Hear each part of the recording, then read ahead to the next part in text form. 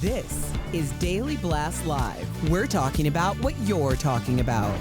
Get real. No. Y'all, This just is stop. a sham. It's finally here. Drum roll. Welcome to DBL. Happy Thursday, everybody. Feeling good? Yes. Yes. That's when you know I got nothing to say. No, but you really enunciated. I've really felt that. Oh, really? Yeah, I I did. know that's because I was pausing a little bit for some Right. dramatic effect, maybe waiting for Tori to do something dramatic. Thursday, more like ooh day. No, you just. Here's what happened. That's what I was waiting for. She had nothing, and then she started the sentence. Yeah. You didn't know how it was going to gonna end, and then she just added 3 words and was hoping you would take over. Yep. I knew something. I don't really have to do much. Yeah. I just kind of passed the I'm ball. supportive. I'm your you assist. I don't know if that's the universal It's symbol not. for assist. That is. I'm going to assist you and give you a little noogie at the same time. All right, let's get to it, guys. Welcome to DBL. We have an update on some celebrity divorces. Erica wants off the panel. First, TMZ reports Britney Spears is reportedly paying $10,000 a month for Sam's upscale high-rise apartment in L.A. But Page 6 is reporting that Sam won't be getting a cut from her reported $15 million book deal for her memoir coming out in October. Meantime, Halle Berry has finally settled her divorce from Olivier Martinez after 8 years. She'll fork over $8,000 a month for child support for their son, plus he will get 4% of her salary for any project over $2 million. I definitely Why? want to come back to that. I'm sorry. Exactly. I'm with you. It really just came out of Me me. too. Jeff. No, I'm with you. Why? I'm with you. Unprofessional. Please keep going. Let's finish this last one. And Kevin Costner's estranged wife is accusing him of withholding his financial records because she's not getting enough when it comes to his established $400 million or estimated $400 million fortune. She has already been awarded nearly $130,000 a month in child support. That's insane. But let's get back My to kids Halle need that Berry. a month to live, Jeff. But Sam Welcome is getting to 10. inflation. Sam is getting 10, and people are like, he's stealing all of her money. Yeah, I feel And They he's don't got to have kids. Well, he's- That's well, 130 in child support. Right, and Kevin Costner's got an ironclad Prenup. Prenup, yeah. But that's a prenup. That's not child support. Whatever. Quit making sense of it. Children. You know what really doesn't make sense? First of all, everybody talks about Britney as she's been exposed. Clearly, somebody is working to Britney's favor because for her to be paying $10,000 a month. Here's Good the point. thing, though, and Halle Berry too. 4% over $2 million. That means that all of her stuff is cleared before he's receiving anything. She gets her bag before he gets a piece of it. Can I step in there real fast? I don't want to ruin your train of thought. I would purposely, if someone offered me like $3 million, I'd be like, no, I want 1.99. And you are not getting any percentage of anything. I'd take less money to spite someone. Sorry. You would spite I money. would spite money. Yeah, but then you're kind of spiting yourself. No. Kind of like this. Makes me feel good. Well, it feels good, Yeah. but it's not a longevity play. Like the $10,000 for Sam, this is what I don't get. Male, female, non-binary, I don't care. If you're with somebody that you have economically advanced from, which I don't think that we're arguing that point about Sam, why are you getting a $10,000 a month condo or apartment? Because he has.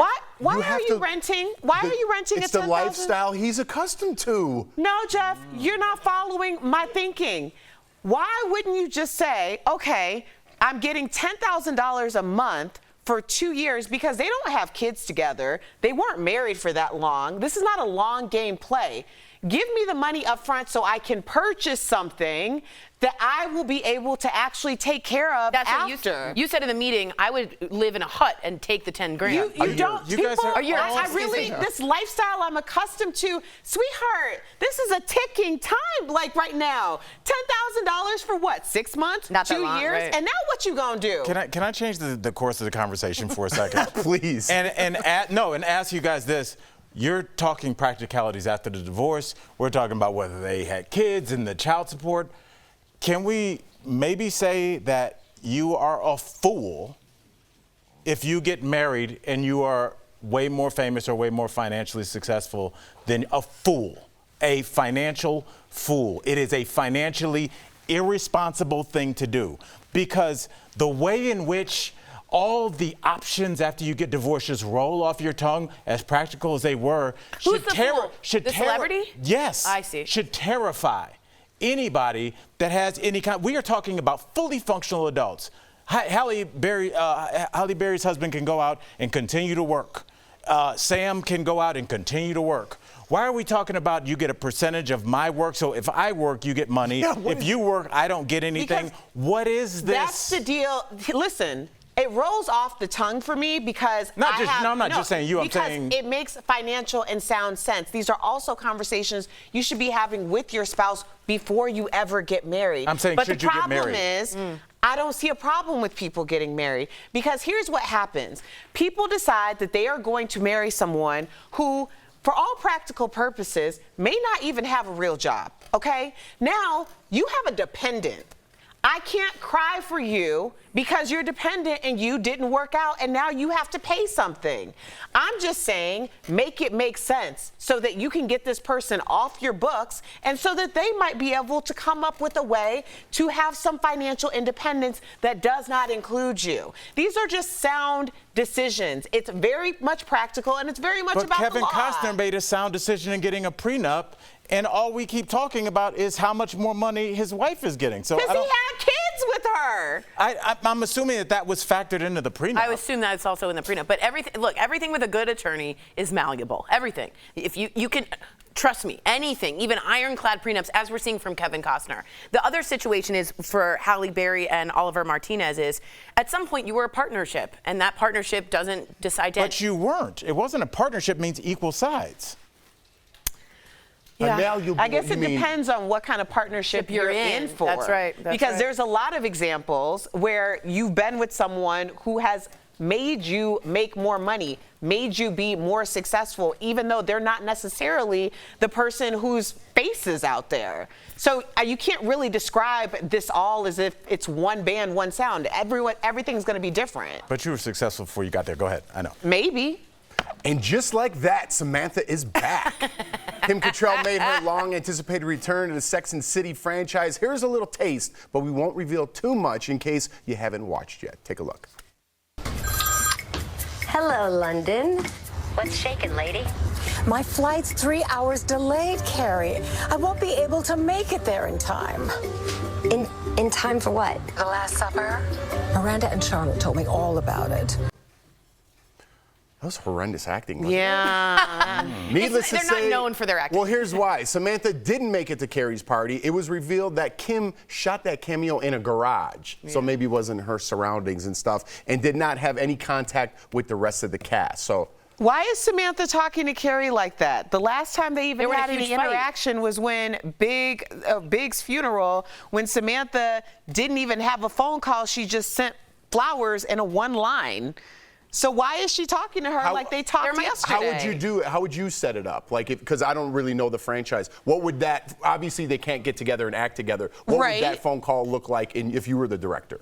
I think there would have been some indication that we have not spoken in literal years, and apparently you didn't personally invite me to this party that I'm not going to be able to attend because my flight is delayed. So throw a little more spite in there and make it more real, right? Or at least fill in the blanks. Yeah, let me just say something. That we were all waiting for this moment, and it was really anticlimactic. Yeah. So make it have some depth, make it have some history. Don't just be like, Carrie, I can't make it because I hate you all. It just was a weird anticlimactic moment. Yeah. That was as we're good like as acting this. Wait, I mean, she's, I would have thrown some spite in there. I haven't watched, but if there is animosity, throw some real life stuff in there between the characters, and it comes off. You're a little more feeling very natural. spiteful today. I can tell. No, I'm actually pretty good. Okay. I like spite. Well, you can feel a lot of spite because she's having this dinner party for 16, apparently by a Michelin star chef, and her apartment's like 400 square feet. I don't understand. that at place all. is like 20,000 square feet. I don't get it. I would've threw a White couple- walls and plaster. What are we talking about here? In there, make it spicy. All right, coming up on DBL, our interview with the lead singer of 80s glam band Vixen, how Janet Gardner went from being a rock star to a dental hygienist.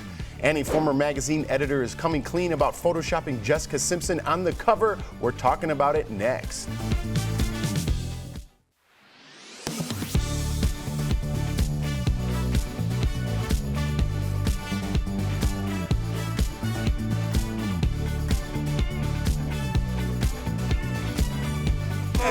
That's how she did it. So gross. It felt like hate Tori her was doing character. that part with her fake.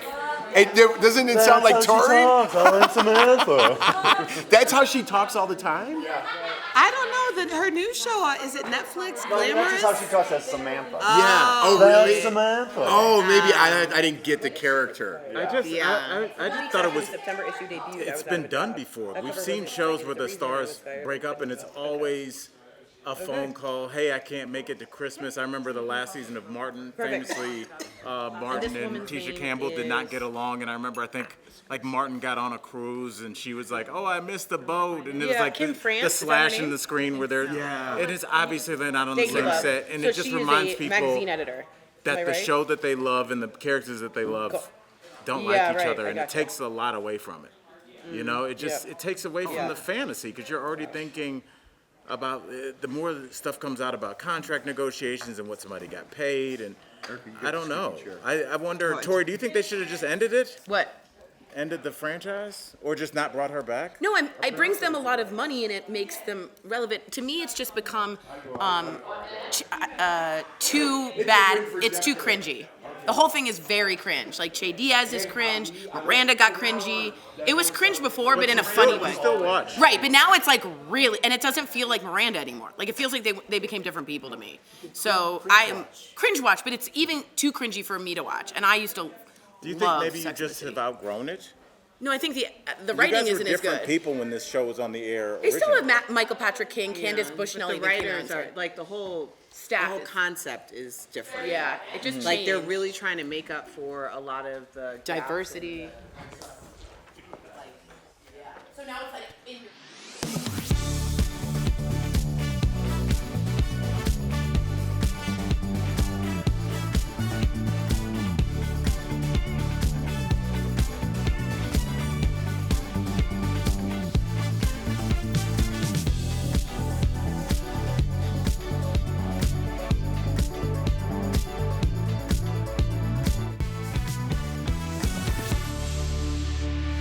Welcome back to DBL. The former editor of a women's magazine is confessing to heavily editing Jessica Simpson. So Jessica was featured on the cover of the 2010 issue of Lucky magazine. In a blog post, the former editor said at the time, Jessica was about a size 14, which wasn't acceptable back then. So she made her much skinnier. Ironically, the tagline on the cover said, Jessica Simpson on finally loving her body. Apparently, Jessica wasn't happy with the photoshopping. This is how she really looked back in 2010. Still great, right? Looking sexy. Yeah, I like it. A year before Jessica went viral for wearing mom jeans during a concert and said the body shaming left her heartbroken. I still remember that. We don't know why that one look just went crazy I remember this so clearly because the picture came out when I was on air. For the first time, I was on radio. For the first time I saw it, they brought it in. It was like on Perez Hilton or something. And I remember looking at this as like everyone else in the room was reacting. And I very clearly didn't understand what they were reacting to. It made no sense. And that was the first time that I realized, like, oh, maybe I think of bodies and the diversity of people's bodies very differently than whatever else is happening in this room because someone had to explain to me what was wrong with that photo. Well, let me be clear. I think everyone felt that. We all similar. did it. And I look like that. Like, that's how I look. I'm getting more toned. And you're talking about your new belt look. Yeah, and I'm trying to get a new belt look. I want to give you a little bit more insight into this editor. She actually brought this up by talking on a blog post about that September Vogue, I don't know if it's September, but the Vogue issue. Remember the greatest of all time that we talked about? And she started by saying, look at each of their, where the heads meet the necks.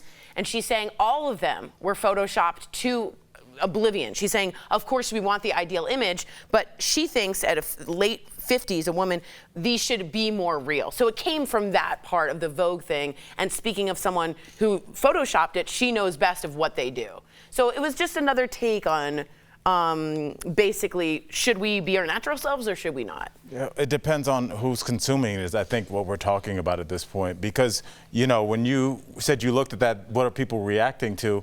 I've just felt the same way. You know me, I was in the wind at that time. I didn't even know that magazine existed. I didn't know that picture existed. But when I look at it, I'm like, I not only am one of them, but most guys, I think, are like women with curves and women that look like they've lived. Like, it's not a thing, but first of all, it's not about what guys want, but it's also about like who's making the picture and who is meant to consume it. And I think if it was more of a diverse audience, like we see in Instagram, immediately we saw plus size models blow up because there's a lot of people that are fans of that, and now we talk about them. So I wonder if there was Instagram then, if it would have been better received. But if there's just this one lane, everybody's stuck there. Yeah. Well, after 13 years, we have the answer. You're welcome. We'll be right back.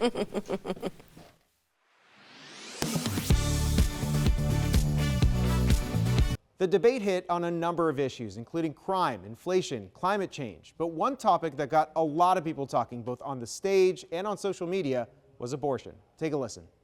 We are not going to allow abortion all the way up till birth, and we will hold them accountable for their extremism. We cannot let states like California, New York, and Illinois have abortions on demand up until the day of birth. That is immoral, it is unethical, it is wrong.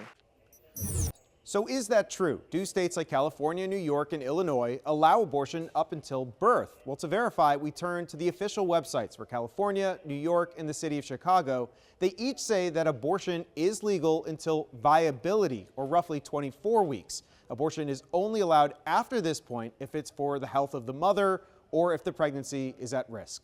Next, let's turn to this comment from former Vice President Mike Pence. 15-week ban is an idea whose time has come. It's supported by 70% of the American people, but it's going to take unapologetic leadership.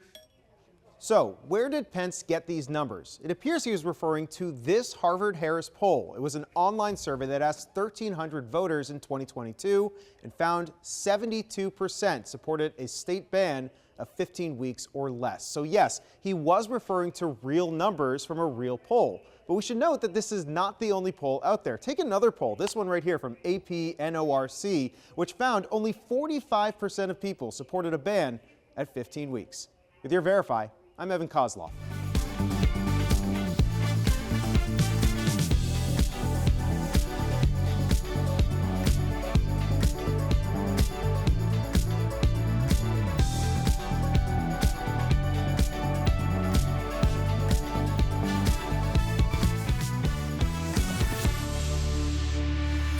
Welcome back to DBL. Earlier, we caught up with Janet Gardner, lead singer of the iconic rock band Vixen.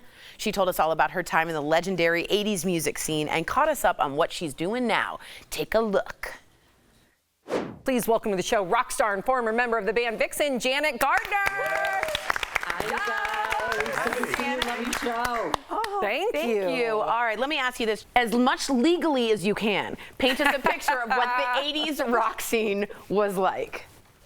Well, it was a lot of fun, and yeah, it's well documented for all of the access to excess. But, you know, there was a lot of really hardworking musicians out there playing great shows for people. And it was definitely the most fun time of my life, for sure. It was great. I can't imagine. I know. Oh my God. I'm just curious because you were an all-girls band during the very wild 80s. What was the difference between being like an all-girls band versus some of your male counterparts during that time? Well, I think, you know, it was harder for us to get signed and stuff because I think, you know, it was definitely a business that was run by men. At the time, there was very few female record executives or managers or anything like that. So, I mean, I think one of the differences for us was that it was just harder to get signed and get taken seriously. But once we were out there and we were touring, it was pretty much the same as the guys. You know, you go out there, you put on the best show you can every night, and afterwards, have a little fun, and then move to the next town. Yada, yada, yada, yada. I like First off, shout out to Schaumburg, Illinois. I used to do my Christmas shopping at the mall. Yeah. Oh, and Woodfield. Of course. There you go. There you go. All right. Anyways, we'll get back to the interview. So now, decades It's hot later. here today, though. It's too hot. It's too hot. It's All right. too hot. Yeah. So decades later, you went from European tours and rock shows that we were just talking about to cleaning teeth. How did you end up as a dental hygienist? It is kind of a stretch, right? Well, obviously, it came to the point where the grunge scene kind of took over, and so a lot of us were kind of out in the cold. And my family, my mother's side of the family, is very dental. My grandfather was a dentist. My uncles are dentists. I have cousins that are orthodontists and dentists. And they all had really great lives with that great work-life balance that we're all trying to achieve. So I thought, I can do that. And it also appealed to like the science nerd in me. Mm-hmm. You know, all the classes that you had to take were very science-based and learning about the body and all that stuff. And that all appealed to me. So not only the end result, but the growth and the schooling. I really enjoyed it. I gotta ask you real quickly, does anybody recognize you, and do you play your own music in the lobby? No, I do not. I don't want to chase people off by playing our music, but yeah, occasionally I'll get recognized. And it's funny, one time there was a girl in my chair, and she looked at my license that was on the wall, and she was like, Janet Gardner, oh, she's a singer in my favorite band of all time, Vixen. I said, well, nice to meet you. That's me. And she started crying. She was like, oh my God, I've been wanting to meet you forever. And I never in a million years thought you'd be cleaning my teeth. So that was a funny one. And another guy that used to come in, he came in 3 or 4 times, never said a word to me, not a peep about who are you or anything. And all of a sudden he pulls out all of this stuff, magazine articles, old CDs, and wants me to autograph all this stuff. I'm like, do you know it was me this whole time? And he's like, of course I knew. Of course. Just eating candy all day so you can get back in there. Thank you so much, DBL Nation. Here's the thing. Make sure to check out Janet's newest music by heading to janetgardnermusic.com. You can listen to her entire collection, find tour dates, and how exciting to hear your new music. Janet, thank you again. Congratulations. We'll be right back. Thanks, Janet. Awesome. Thank you, guys. For decades, parents have warned that giving their kids too much sugar could result in this. Kids with a whole lot of energy bouncing off the walls or on the bed. But what if sugar wasn't to blame for that burst of energy? Verify viewer Susan reached out through our website, verifythis.com, to ask if sugar highs are actually real. So Susan, let's verify. Can eating too many sweets cause a sugar high? Our sources are the Academy of Nutrition and Dietetics, the American Heart Association, 4 studies on the impact of children consuming sugar, and a Yale Scientific blog post. You might want to sit down for this one. All of our sources agree that years of research show there is no actual link between consuming sugar and the hyperactivity known as a sugar high. Verify traced the phrase back to a diet plan devised in 1973 by Dr. Benjamin Feingold. According to a blog post from Yale Scientific, the Feingold diet advocated the removal of food additives, such as dyes and artificial flavors, from children's diets, because they might lead to hyperactivity. While Feingold's diet didn't actually suggest removing sugar, sugar was eventually grouped under the category of food additives. Since then, over a dozen studies have proven this claim to be false. In an analysis of 31 studies, researchers found that consuming carbohydrates like sugar was actually associated with higher levels of fatigue and less alertness, compared to those who did not eat or drink carbs in the study. The researchers said their findings might be used to increase the public's awareness that the sugar rush is a myth. So we can verify, no, eating too many sweets doesn't cause a sugar high. The Academy of Nutrition and Dietetics said the environment the child is in, like a kid's birthday party, could be to blame for the hyperactive behavior, not the sugar itself. Still, that doesn't mean that kids can eat all the candy and cake they want. The American Heart Association says too much sugar can lead to serious health problems, including cardiovascular disease and diabetes. With your Verify, I'm Ariande Till. Thousands of people affected by the Maui wildfires have accepted help from FEMA, but the government estimates there are many more still in need. Some social media posts warn people shouldn't accept help from FEMA because they claim the government will seize their land and give it to big developers. So let's verify. Can FEMA seize your property if you accept disaster assistance? Our sources are FEMA, the Stafford Act, the Owners Council of America, and Texas property law firm Dawson & Sod. All of the posts are a little different, but some of them say the Stafford Act allows FEMA to do this.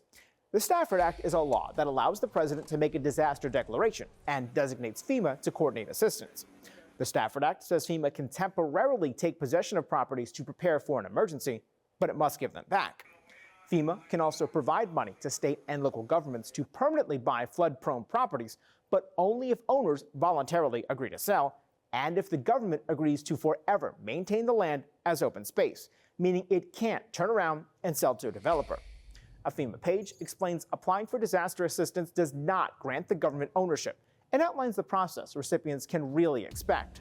So, no, FEMA cannot seize your property if you accept disaster assistance. With your Verify, I'm Brandon Lewis.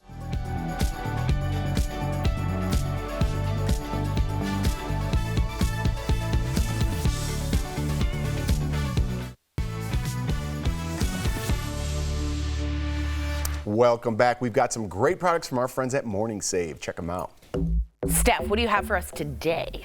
Hi Tori, hey DBL Nation. We are super excited to show you the deals today. As ever, they're fabulous. Let's get shopping because first up today we've got the Cuisinart 17-piece classic hammered stainless knife block set. Ooh. This deal includes a chef knife, a slicing knife, a santoku knife, a serrated utility knife, a paring knife, a bird's beak paring knife, 8 steak knives, kitchen shears, a knife block, and sharpening steel. So normally it's $189. That's what I thought it would be.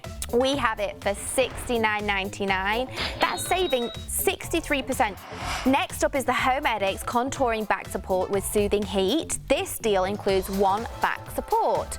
Normally this is $65. We've got it for $19.99. That's saving 69%, Tori. We've got the Columbia Allergen Barrier Down Alternative Comforter. This deal includes 1 comforter available in twin, full, queen, and king sizes. Nice. So normally this is $130 to $230, depending on the size, obviously. We've got it for $29.99 to $39.99. That is saving up to 83%. And our last product today, it is the 2-pack 12 South Power Pick charging photo frames. This deal includes 2 charging photo frames available in black and white. And so these are normally $80, but we have a 2-pack for just $24. That's saving up to 85%. Head on over to morningsave.com to snag these amazing deals at the lowest prices, or you can even scan the QR code on screen. It will take you directly to these products on Morning Save's website. Thank you so much, Steph. So 10 seconds real quickly. Tori got recognized yesterday. Yeah, I was with the executives at Stop It, and we were at a restaurant, and a woman runs up, and I'm like, I'm about to get recognized. She goes, your dress is stuck up inside your underwear. And it totally was. So